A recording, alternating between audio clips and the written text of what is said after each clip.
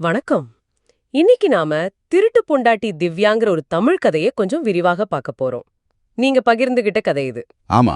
இது ஒரு சின்ன கிராமத்துல நடக்கிற மாதிரி இருக்கு. சரி. இதுல கார்த்தின்னு ஒரு 22 வயசு பையன் சர்க்கரை ஆலையில வேலை செய்யறான். ம். அப்புறம் திவ்யா, அவங்களுக்கு 26 வயசு, ஒரு விதவை. 7 வயசுல ஒரு பொண்ணு இருக்கு. கணவர் இறந்ததுக்கு அப்புறம் திவ்யா கார்த்தி வீட்டு பக்கத்திலே இருக்காங்க போல. அங்கிருந்து தான் கதை ஆரம்பிக்குது இல்லையா? ஆமா, அங்க இருந்து தான். நாம இந்த கதையில கார்த்திக்கும் திவ்யாவுக்கும் எப்படி உறவு உருவாகுது, அது எப்படி வளருது, கடைசியில என்ன ஆகுதுன்னு பார்க்க போறோம். கதையில என்ன இருக்கோ அதை அப்படியே சொல்ல முயற்சி பண்றோம். ஓகே. அப்போ ஆரம்பத்துல உங்க பழக்கம் எப்படி இருக்கு? கார்த்திக்கு கெட்ட பழக்கம் எதுவும் இல்ல, ஊர்ல நல்ல பேர்னு சொல்றாங்க. ஆமா, நல்ல பேரு. ஆனா அவனுக்கும் திவ்யாவுக்கும் நேரடியா பழக்கம் இல்ல ஆரம்பத்துல. அப்புறம் திவ்யா கார்த்தியோட அம்மா கூட நல்ல பழக ஆரம்பிக்கிறாங்க.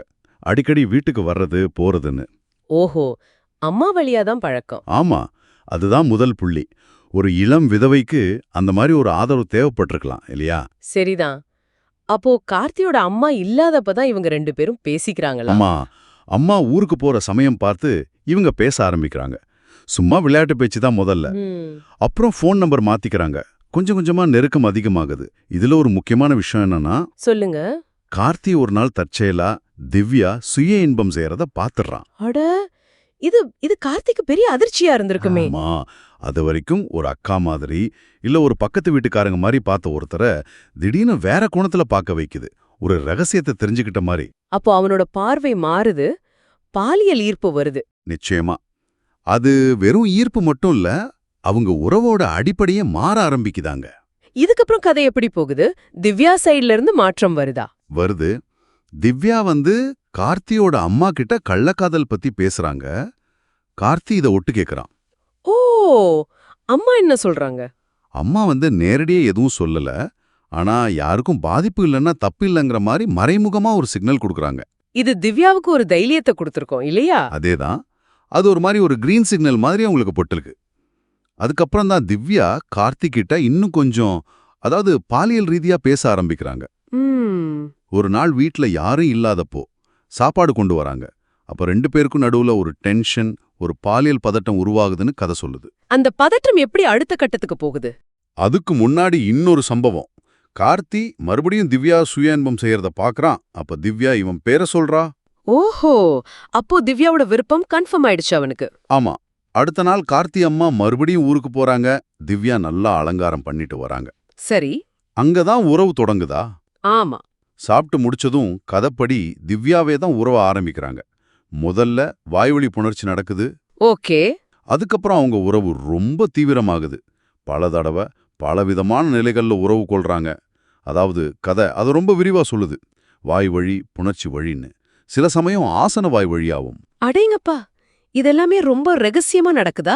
ஆமா, யாருக்கும் தெரியாம பாத்துக்கறாங்க.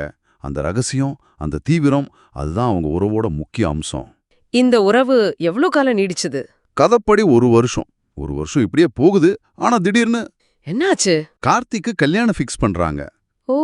கல்யாணம் ஆனதுக்கு அப்புறம் கார்த்தி திவ்யாவை பாக்கறத, பேசுறத மொத்தமா நிறுத்திடுறான். அப்படி கட் பண்ணிடுறானா?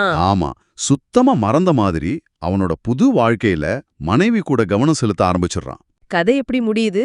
கார்த்திக்கு கல்யாணம் ஆகி 6 மாசம் கழிச்சு அவனோட மனைவி கர்ப்பமா இருக்கா. அவளுக்கு வளைகாப்பு ஏற்பாடு நடக்கிறதோட கதை முடியுது. அப்போ கார்த்தியோட வாழ்க்கை நல்லபடியா அடுத்த கட்டத்துக்கு போயிடுச்சு. ஆமா, அவனோட கதை அங்க ஒரு நல்லபடியா முடியுது. அப்போ சுருக்கமா சொன்னா, சூழ்நிலை காரணமா ஒரு விதவைக்கும் இளைஞனுக்கும் உருவாகிற ஒரு ரகசிய உறவு, அதோட தீவிரம், அப்புறம் அந்த உறவு எந்த விளக்கமும் இல்லாம திடீர்னு முடியறது, இதுதான் கதை. கரெக்ட். ஆனா இங்க நம்ம கவனிக்க வேண்டிய ஒரு முக்கியமான விஷயம் இருக்கு. என்னது? கதை முழுக்க கார்த்தி திவ்யா உறவை பத்தி சொன்னாலும் முடிவுல பாத்தீங்கன்னா முழுக்க முழுக்க கார்த்திய பத்தி மட்டும்தான் இருக்கு. அவன் வாழ்க்கையில அடுத்த ஸ்டேஜ போயிட்டான். ஆமா, திவ்யாவுக்கு என்னாச்சுன்னு சொல்லவே இல்ல. அதேதான், அவங்களுக்கு என்னாச்சு, அவங்க உணர்வு என்ன, அவங்க எதிர்காலம், இந்த கேள்விகளுக்கெல்லாம் கதை பதில் சொல்லல, அப்படியே விட்டுடுச்சு. இது நீங்க யோசிக்க வேண்டிய ஒரு விஷயம். ஒரு கதை சொல்லப்படும்போது யாருடைய பார்வைக்கு முக்கியத்துவம் கிடைக்குது, யாருடைய கதை பாதியிலே விடப்படுது, இது அந்த கதையோட நோக்கத்தை பத்தி நமக்கு என்ன சொல்லுதுன்னு யோசிச்சு பாருங்க. இது ஒரு முக்கியமான கேள்வி.